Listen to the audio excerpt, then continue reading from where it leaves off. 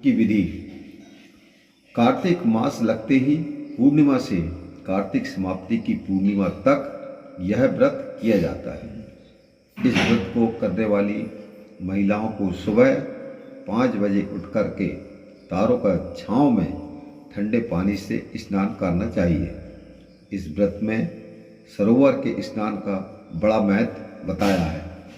अगर गंगा, यमुना, नर्मदा, क्षिप्रा जैसी पवित्र नदियां हो तो इन्हीं में स्नान करना सर्वोत्तम है। स्नान के पश्चात 5 छोटे पत्थर रख करके पथवारी बना करके एक प्रकार का पूजन है उसको करना चाहिए और घर आकर भगवान राधा कृष्ण पीपल, तुलसी, आंवले, केले आदि की पूजन सामग्री से विधिवत पूजन करना चाहिए। भगवान का कीर्तन करें और रोज शाम को दीपक जलावें। रोजाना कार्तिक महात्म सुने या कहानी कहें। व्रत की समाप्ति के दिन इसका भी उज्जमन किया जाता है। अब को सुनेंगे। एक बुढ़िया थी जो 4 माह अर्थात चौमासे में पुष्कर स्नान किया करती थी। उसका एक बेटा और बहू थी। बहू दुष्ट स्वभाव की थी। सास जब भी बहू को फलियार बनाने को कहती तो बहू जमीन के पोपड़े निकाल करके बांध दिया करती थी। माँ को पहुँचाने के लिए बेटा पुष्कर तक जाता था। रास्ते में माँ से बोला, माँ फलार कर ले। तब माँ बोली, आगे चलकर करेंगे। कथा ध्यान से सुने। आगे चलकर के जहाँ पानी था वहाँ फलियार करने को बैठ गई तो जमीन के पोपड़े फलियार बन गए। पुष्कर में बेटा माँ के लिए झोपड़ी बनाकर और सामान रख कर के वापस अपने गांव आ गया। रात्रि के पहर में श्रावण जो मास होता है, श्रावण मास आया और बोला, बुढ़िया दरवाज़ा खोल। तब बुढ़िया ने पूछा कि तुम कौन हो? तो श्रावण बोलता है कि मैं श्रावण हूँ। बुढ़िया ने तुरंत झोपड़ी का दरवाज़ा खोल दिया। बुढ़िया ने देखा श्रावण में लोग महादेव जी का पूजन करते हैं, बेलपत्र चढ़ा करके अभिषेक कर कीर्तन भी करते हैं। जाते समय श्रावण ने बुढ़िया की झोपड़ी को एक लात मारी तो झोपड़ी की एक दीवार सोने की हो गई। बाद में भादव मास आता है और उसने भी दरवाज़ा खोलने को कहा। बुढ़िया ने खोला तो देखा लोग सत्तू बना रहे हैं, कजरी तीज मना रहे हैं। भादव भी जाते समय लात मार करके गया तो दूसरी दीवार हीरे की हो गई। फिर आसोज अर्थात कुंवार आता है और उसने भी बुढ़िया को दरवाज़ा खोलने को कहा।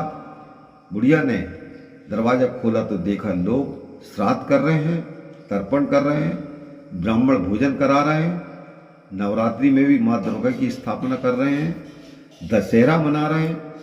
इन सब के बाद कार्तिक आया और उसने भी दरवाज़ा खोलने को कहा। बुढ़िया माँ ने खोला तो देखा महिलाएं कार्तिक स्नान, भजन, पूजन, व्रत कर रही हैं, करवा चौथ का व्रत कर रही हैं, गोवर्धन पूजा, भाई दूज, आंवला नवमी और तुलसी जी का विवाह भी हो रहा है। उसने जाते समय लात मारी तो बुढ़िया की झोपड़ी सारी सोने की हो गई। बुढ़िया खूब दान धर्म करती और भगवान का भजन किया करती।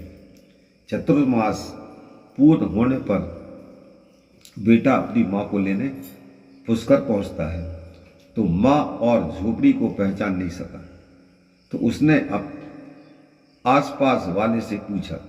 तब उन्होंने बताया तो बेटा माँ के पैरों में गिर करके बोला, माँ घर चलो। और वह सारा सामान गाड़ी में भरकर माँ को घर ले आता है। सास के ठाठ देख करके बहू के मन में जलन पैदा हो गई और उसने भी अपनी माँ को 4 मास के पुष्कर स्नान के लिए छोड़कर आने को अपने आदमी से कहा। वह अपनी सास को भी पुष्कर छोड़ आया और श्रावण, भादव, कुंवार, कार्तिक सभी आए, लेकिन बहू की माँ ने कुछ भी नहीं किया। वह 4 समय खाती थी और दिन भर सोती थी। चतुर्मास ने जाते जाते एक लात झोपड़ी को मारी तो झोपड़ी गिर गई और बहू की माँ को गधी की योनि होना पड़ा। 4 माह बाद जमाई जब अपनी सास को लेने आया तो उसे ना तो सास ही दिखाई दी और ना ही झोपड़ी। तब उसने आसपास वालों से पूछा तो उन्होंने बताया कि तेरी सास दान धर्म कुछ भी नहीं करती थी, खाती थी और सोती थी, जिससे वो गधी हो गई। सास ने भी अपनी जमाई को देखा तो वह भी भौंकते भौंकते सामने आ गई। तब जमाई ने सासू को गाड़ी के पीछे बांध लिया और घर लाया। उसकी औरत ने पूछा कि मेरी माँ कहाँ है, तो उसने बता दिया कि गाड़ी के पीछे बंधी है। जिसकी जैसी करनी होती है उसको वैसा ही फल भगवान दिया करते हैं। मेरी माँ भोली थी, तूने फलियार की जगह जमीन के पोपड़े दिए थे तो भी फलार बन गए। तब उसकी औरत बोली, ब्राह्मण के पास चल करके पूछे कि मेरी माँ मनुष्य योनि में वापस कैसे होगी। ब्राह्मण बोला, तेरी सास जब स्नान करे और वह पानी नाली से निकले, उस पानी को लेकर अपनी माँ को स्नान करा दे तो यह योनि छूट जाएगी। तब बहू ने ऐसा ही किया और उसकी माँ मनुष्य योनि में फिर से वापस आ जाती है।